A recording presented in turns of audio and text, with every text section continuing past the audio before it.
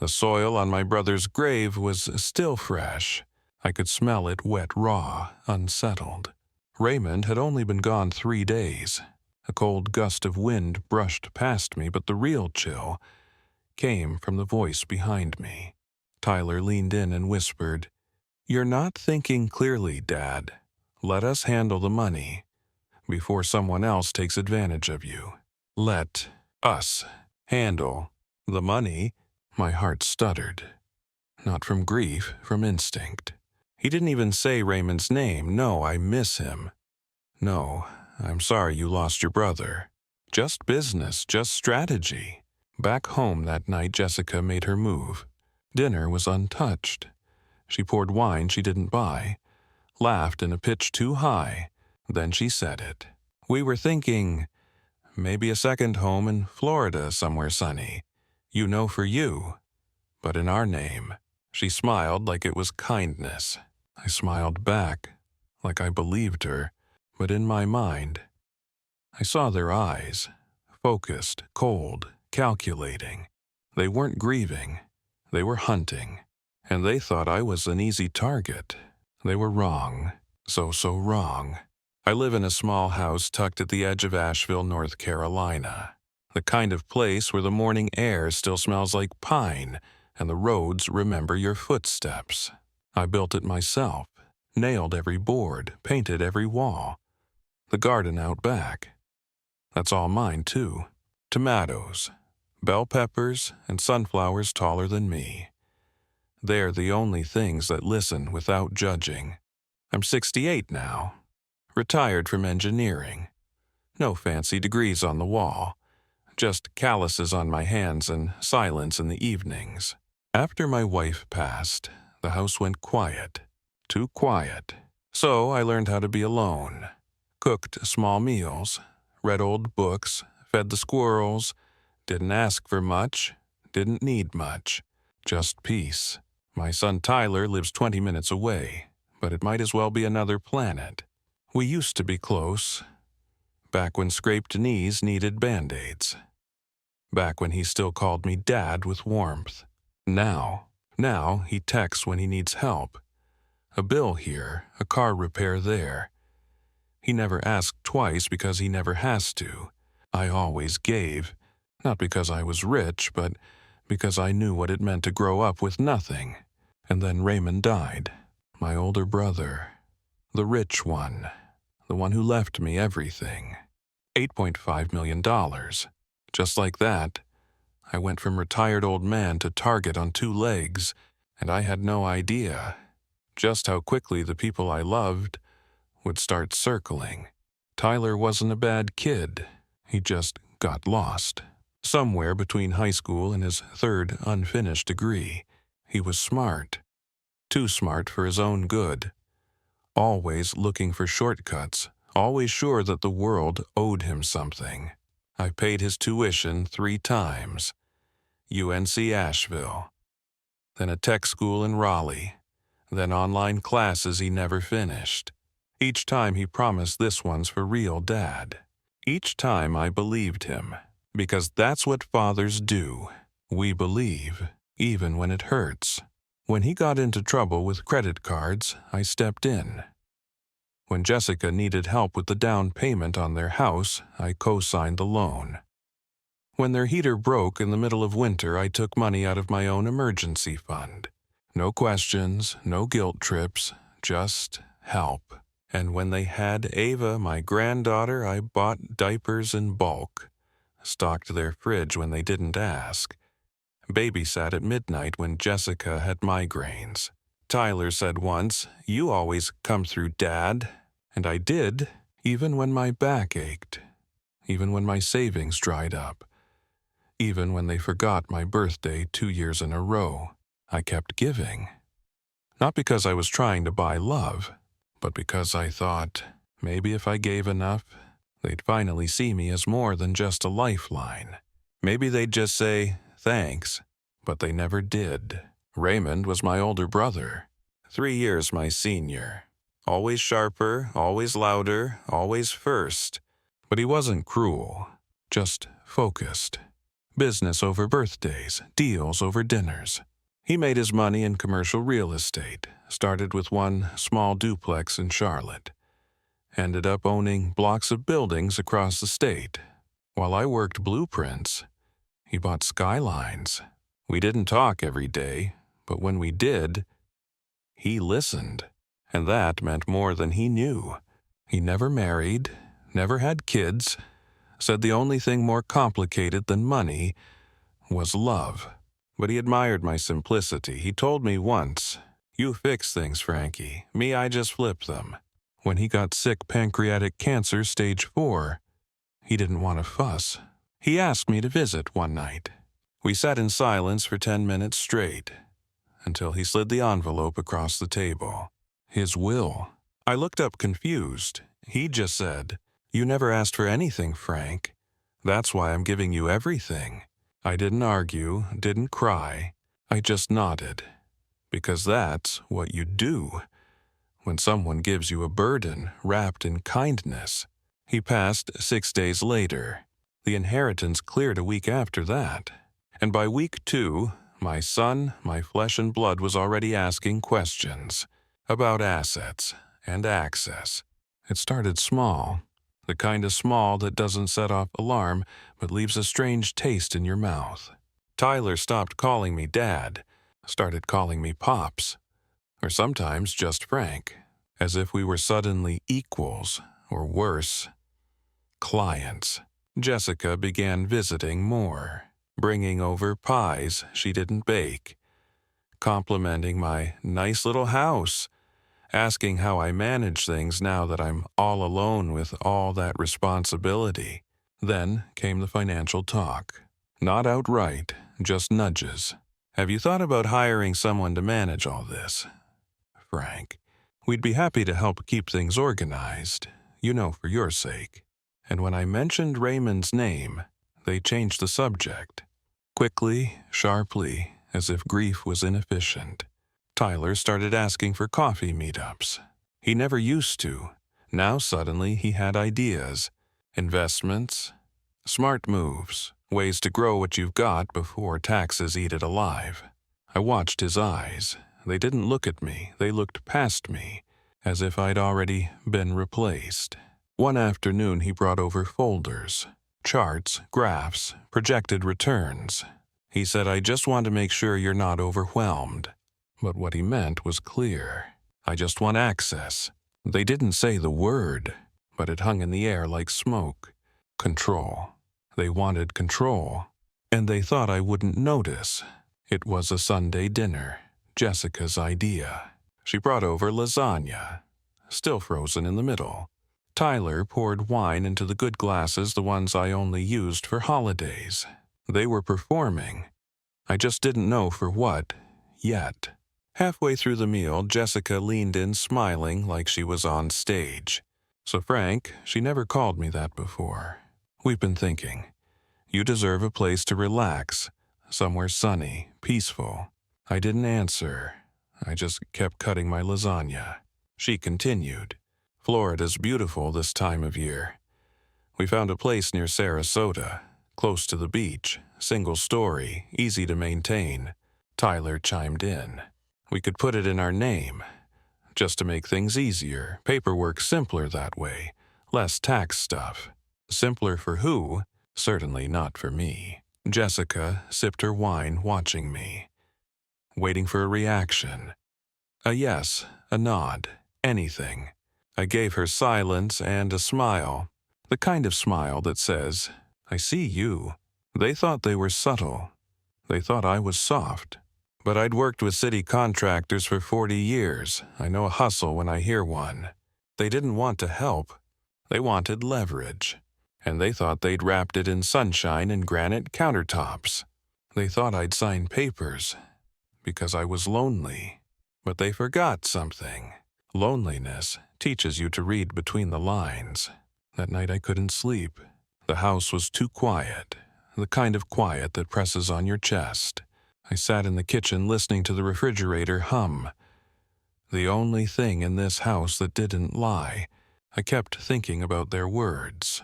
Easier paperwork, less tax stuff. put it in our name. Each phrase dressed in silk, but sharp like glass. I opened the drawer where I kept old receipts, Tyler's tuition payments, Jessica's dental work. 3 times I bailed them out of overdraft fees. I wasn't keeping score, but suddenly the math started to matter. I remembered Tyler's face when I said I wanted to leave some money to a local scholarship fund. He didn't blink. He just said, "You don't even know those kids, Dad." No, I didn't, but I knew what it felt like to need something and be ignored. That's when it hit me.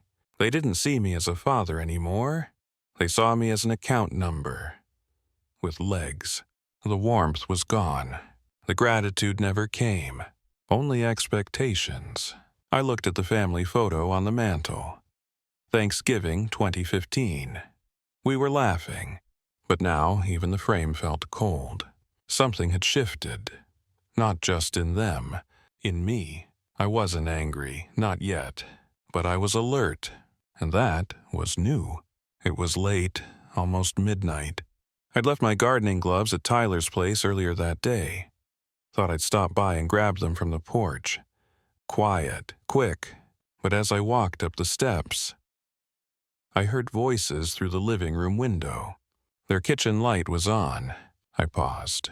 Not to eavesdrop, just something told me to listen. Jessica's voice, sharp, urgent. "We have to move fast. If he rewrites the will, we're out." Tyler lower. "I know, but we can't just ask. He'll get suspicious." Jessica again. "Then we don't ask. We prove he's unfit, early signs of memory loss, confusion. We bring in a doctor, someone who'll back it up." A pause, then laughter. Not warm laughter, not shared joy, but the kind of laugh that cuts. Tyler said, "He's old, Jess. He won't even see it coming." My heart didn't race. It froze. Not from fear, but clarity. They weren't planning for my future. They were plotting my removal. In plain English, under warm lighting, over a glass of wine. I stepped back slowly, no gloves in hand, walked to my truck, closed the door quietly, and sat in silence. They weren't guessing. They had a plan, and in that moment, something inside me changed. Permanently. 3 days later it arrived. A manila envelope, no return address, just my name typed centered cold. Inside, court papers. Petition for adult guardianship, filed by Tyler and Jessica Miller. They didn't knock, didn't call, didn't even look me in the eye. They let the papers speak, and the papers screamed, "You are no longer capable." In black ink, they claimed I was showing cognitive decline, that I'd forgotten appointments, repeated myself, missed doses of medication I never took. They listed erratic behavior. Me gardening past sunset, donating to local charities, refusing help with finances, as if kindness and independence were symptoms of dementia. There was a doctor's note, signed by a man I'd never met, claiming I was likely vulnerable to exploitation. Exploitation by who? The only predators lived 20 minutes away. They requested full control. Power of attorney, bank access, medical decisions, asset management. They didn't want to protect me. They wanted to erase me while I was still breathing. I sat at the kitchen table, the same place I taught Tyler how to balance a checkbook. Same table where I once bandaged his scraped knees, made him grilled cheese, read bedtime stories. Now he was trying to make me legally invisible. And that was when I stopped hoping they'd come around and started preparing. I showed up at their house the next day. Not to argue, not to plead, just to look them in the eye. To give them one chance. One. Jessica opened the door, smiling. "Frank, we weren't expecting you." I held up the court papers, didn't say a word. She glanced at them like they were a grocery list, then stepped aside. Tyler sat on the couch, phone in hand. Didn't even stand up, didn't even flinch. Just said, "Look, We didn't want it to get messy. You need help, Dad. We're doing this for you. For me. Was that what betrayal sounded like now? Jessica added, "This is just a legal formality. Doesn't have to change anything if you cooperate." Cooperate? Like I was a patient, or a threat, not their father. I asked one question. Did either of you ever love me, or was I just a wallet with memories? Tyler looked away. Jessica answered first. We loved you, Frank. We just think it's time you let go. Let go? Of what? My freedom, my dignity, my name? I walked out. Didn't slam the door, didn't raise my voice, because something in me had gone quiet.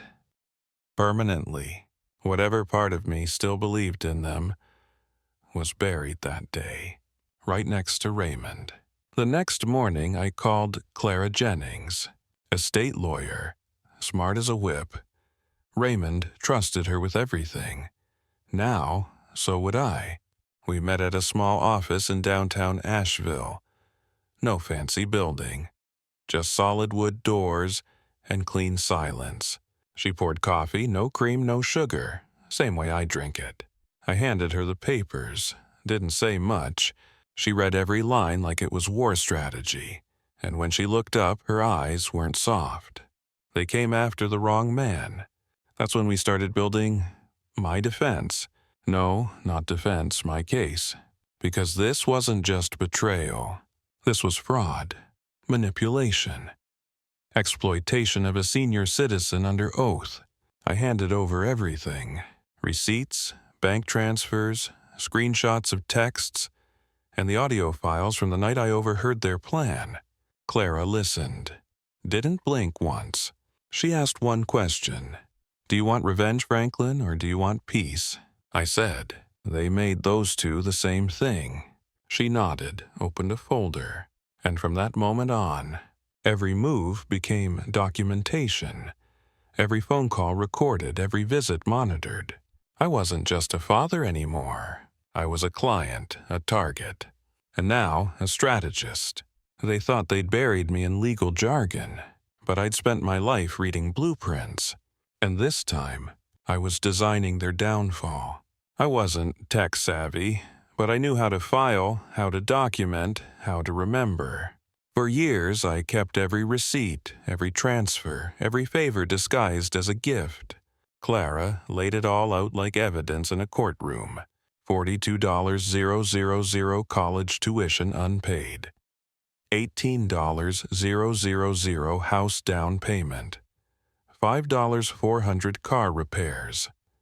$9,100 medical bills. $6,700 credit card bailouts. Every cent had a timestamp. Every favor had a footprint. She called it what it was. A 30-year line of credit they never intended to repay. And then there were the audio files. The night I stood outside their window. Their voices, clear, confident, criminal. Tyler saying he won't see it coming.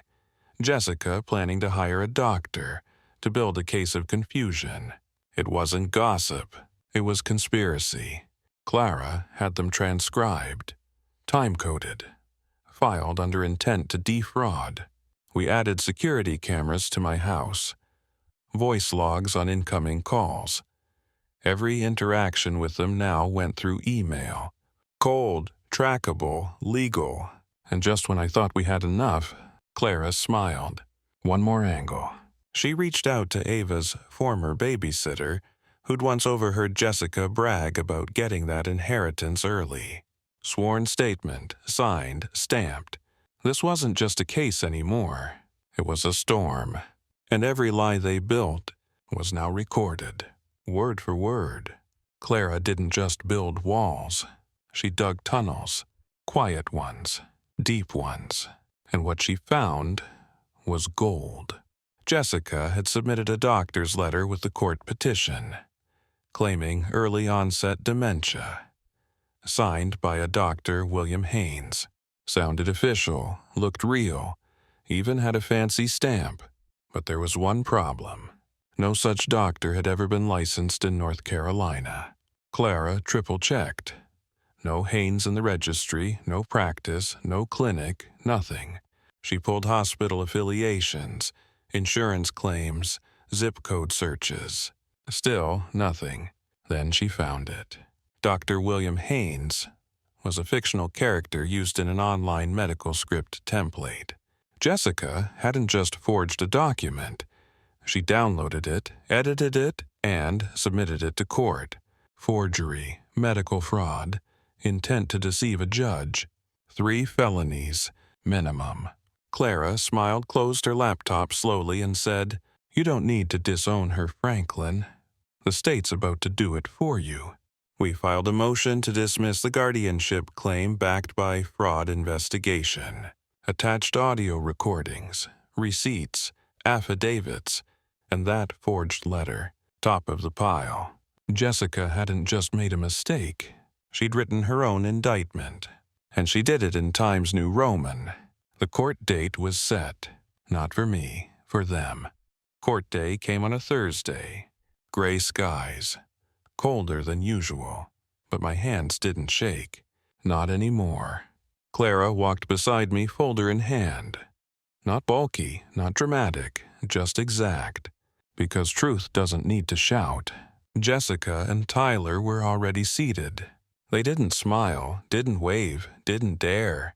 When the judge asked for opening remarks, Clara stood and simply said, "Your Honor, what we present is not just defense but evidence of premeditated deception, financial exploitation, and medical fraud." Then she began. Audio recordings. Let's prove he's unfit. The fake doctor letter. The bank statements. The voice messages. The babysitter's sworn affidavit. The notarized spreadsheet of 30 years of financial aid. Every lie unpacked, every word time-stamped. Then came the twist they didn't expect. Clara called their neighbor Linda Graves. Turns out, Jessica had offered her $300 to testify that I was getting forgetful. Linda refused, and brought the text messages to prove it. The courtroom fell quiet. Not the kind of quiet before a verdict, but the kind that comes when guilt becomes undeniable. The judge didn't even look at Tyler when he spoke. Just said, "This court sees no grounds for guardianship and refers the matter of medical forgery and perjury to the district attorney." I didn't smile, not out of mercy, out of mourning. Because that day I didn't just lose a son, I buried him. The news spread fast. Small towns have long memories and faster mouths. Jessica's mugshot hit the local paper. Forgery, medical fraud, perjury. Her real sentence hadn't started yet, but her reputation was already doing time. Tyler lost his job 3 days later. Turns out employers don't like potential financial predators on payroll, especially not in banking. Friends stopped calling, neighbors stopped waving. The same people who once smiled wide at their front porch now crossed the street without looking up. They didn't go to jail, not yet, but they lost something harder to replace. Credibility, trust, family, and me. I didn't gloat, didn't raise a glass, didn't send a final message. Because silence says more than any victory speech ever could. Clara asked if I wanted to sue for damages. I told her no. They'd already taken enough, and I wasn't going to let them take another ounce of peace. I kept the ruling, though, framed it, hung it in my hallway, right next to my wedding photo, and my son's kindergarten drawing of us holding hands. Both were fading. One in ink, the other in meaning. But that's the price of clarity. Sometimes you don't win by breaking them down. You win by refusing to be broken. Life didn't change overnight, but it softened. I started waking up earlier, not because I had to, but because the sunrise felt like proof that beginnings were still possible. I spent mornings in my garden, pulled weeds, fed squirrels, listened to the wind move through the trees like it was whispering, "You're still here." On Tuesdays, I volunteer at the local high school, teach a few kids how to sand wood, measure twice, cut once. They laugh when I tell them I built my house by hand, but they listen, and that's enough. I never spoke to Tyler again. He never tried. Maybe one day he'll understand what he threw away. Maybe he won't. That's not mine to carry anymore. I wrote a letter last week, put it in a sealed envelope, left it in my drawer. It reads, "To whoever finds this, if you're standing in this house, one day know that it was built on trust and nearly undone by betrayal. But peace rebuilt it, so protect it well. It's not a will, it's a warning. And a wish. Revenge wasn't loud, it wasn't fast. It was peace. Earned one silent battle at a time.